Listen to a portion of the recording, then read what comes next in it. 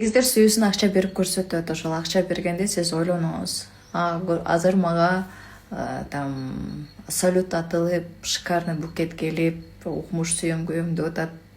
Прям элестетип жазың, прям тетрадьга жазып алыңыз. Сиз үчүн романтика, сиз үчүн сүйүү эмне. Ошол нерсени жазыңыз. Вот сегиз сизге акча берип атабы. Гүл алып ал, там косметиканы алып ал, алтын алып ал же бир нерсе деп акчасын берип атабы. Это бул уже сизге ошол романтиканын баарын, романтиканын эң күчтүүсүн, эң кымбатын берип аткандай элестетиңиз. Эми бул жерде мындай да, биз аялдар только өзүбүздү эле ойлой беребиз да.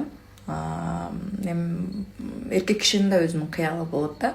Вот качан гана эки адам бири бири менен сүйлөшүп, эмне важный экенин ошону чечишип алганда, анан үй бүлө болот да. Мисалы сиз романтика деп атасыз, ал кабыл айтат. Акча берип атабыз, значит ошол акча